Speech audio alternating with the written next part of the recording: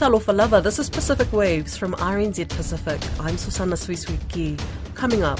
Small country like Papua New Guinea, it has great importance for the faith of the people.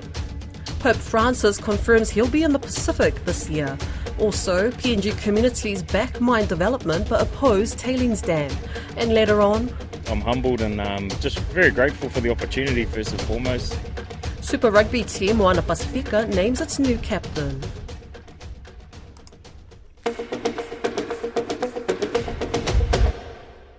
But first, Tuvalu is gearing up for its national election.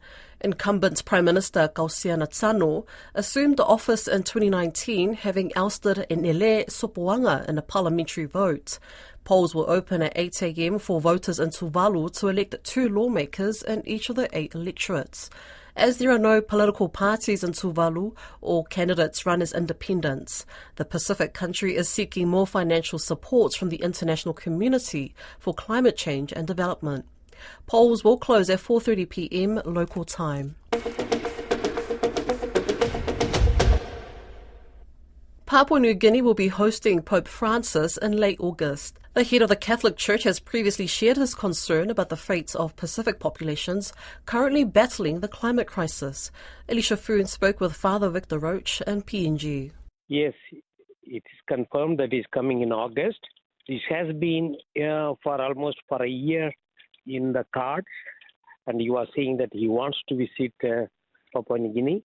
At last it is confirmed, and the secretary at the nunciature in Papua New Guinea, he went and met the foreign minister and confirmed it. He's coming, and the ministry also has confirmed it. Now it is for sure he's coming in August. How are you feeling about this?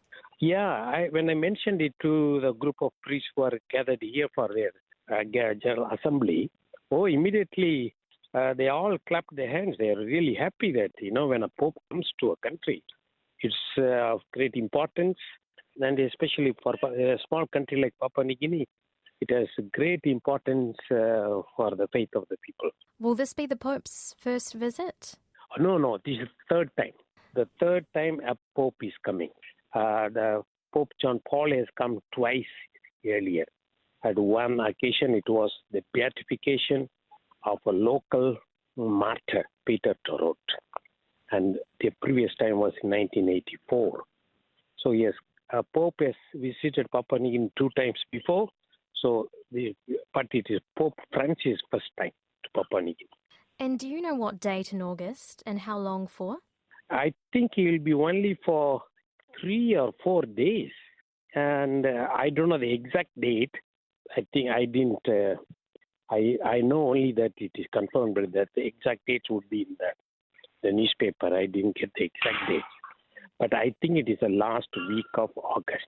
How will you be, showing the Pope around and welcoming the Pope? What can you expect? Traditional welcomes, greetings. What can we expect over the 3 or 4 days? Who will he be hosted by? He will be, of course, by the traditional Papua New Guinea welcome, by the people and the cultural welcome. But then here in Papua New Guinea, though there are different other churches, but the main, the highest number of Catholics is 25% are Catholics. So all the other denominations also will join in. And also the ministry, the ministers, they all will join in welcoming the Pope. And it will be a traditional welcome first. Then afterwards there will be a formal welcome by the papal nuncio in Port Moresby. And whenever he comes, he usually stays with the papal nuncio, the ambassador of the Pope. And one main stop will be in Port Moresby, the capital. And he will go to another city in Papua New Guinea. And I think they are not finalized yet. It is still in the planning stage. And so there will be 2 cities that he will visit in Papua New Guinea. I wanted to ask you about your thoughts on the Pope giving conditional approval to bless same-sex couples. How does the Church feel about that in Papua New Guinea? I should say it is not a big issue in Papua New Guinea because same-sex marriage or same-sex union, it is not acceptable in the Papua New Guinea culture. And so it is not a big issue. And when the issue came of the blessings of the same-sex union or same-sex marriage, many of the Papua New Guineans, they were not worried about this, or it didn't become an issue. But at the same time, they accepted that it is a blessing that the church can give, that we want to show the compassion to those people who are of same-sex union. And they've accepted the papal document, and there is no, I should say, either highly pro or highly against for the document. I was going to ask, where else do you think the Pope will be visiting in the Pacific Islands? Yeah, he's going from here to East Timor. I am not very sure. I have not seen the official communique regarding his visit. I just got the information and then I announced to the people, and they were all extremely happy. But the details, we will get it officially later on. But I know already last year this was in the agenda, and I was supposed to be in the organizing committee, but I declined.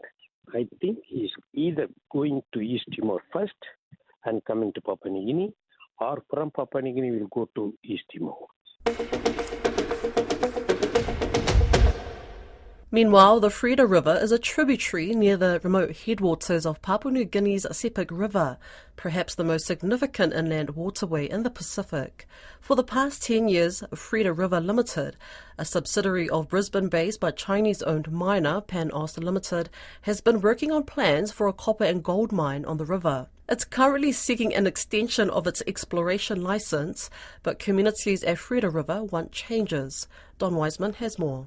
Bob Onigam is a community leader for Ogusai Village, which would disappear if the Freda River Limited proposal for a tailings dam that will double as a hydroelectric dam to supply power for the mine site and the local communities goes ahead. Onigam, who represents the village in quarterly meetings with PanAust, says they're fearful about this happening. He says they're not against the mine, but they want a different approach. The project definitely has to go ahead because it's very important for us that we need development in Freda River. Of course, the whole country, Papua New Guinea, they need a mine. We all need a mine here. Having said that, there are certain things which the company must listen. They also must listen to us too. Presley Dumasok is the head teacher of Wabia Community School, one of 2 schools that'll be relocated if the dam goes ahead. He says another concern is if families are resettled, could be to areas already occupied by other traditional owners. Wabia Primary School and Freda River Primary School will be most affected. We really like the mine. The companies should go ahead with what they are doing, but the dam and the resettlement program, the whole community, they don't want the dam and the resettlement program. They have to come up with other alternatives as to how they will go along with the development of the mine, rather than the settlement and the huge damming plan. The Freda River communities last month presented a petition to the PNG Minerals Resources Authority, the MRA, requesting that PanAust drop plans for its tailings dam. Onigam says it's non-negotiable. We told the MRA that this dam is going to be non-negotiable for the interest of our people, for the 3 villages, for the future generation. They have to find options for power source and waste management that the company can look at, rather than building a very huge dam. The planned dam is sitting huge. It'll be the biggest in PNG, standing 191 metres high, nearly twice the height of one of New Zealand's biggest, the Clyde Dam. It'll be 740 metres across and flood myriad valleys up the Freda River. Mines, of course, need to dispose of their tailings, and PanAust says this is the best option. It says the combined hydroelectric and tailings dam will be far more robust than previous efforts to contain mine waste, that it will continue to generate electricity for the local communities for many years after the mining operation is closed down. The company says on its website that it understands some mining projects in Papua New Guinea have caused widespread environmental damage, and it's determined not to repeat the mistakes of the past.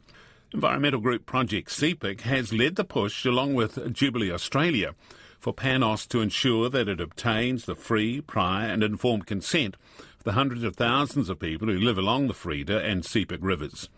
Project Sepik Executive Director Mary Bonney says if the company responded positively on this opposition to the dam, could win their support for the overall project. Ideally, we would, because then we would know that the company would be more responsible in the way it's handling its waste.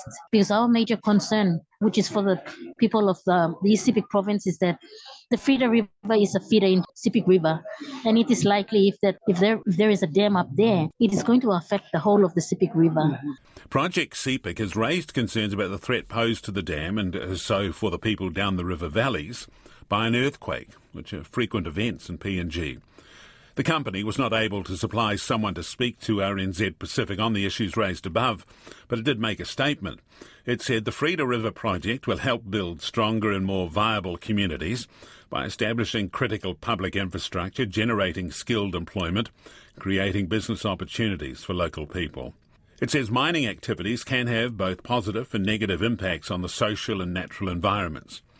The company says it's working closely with landowners and the PNG government to deliver the project safely and responsibly. It acknowledges that this process requires comprehensive and ongoing stakeholder engagement, so the project won't start until all required permits, agreements and authorisations are obtained.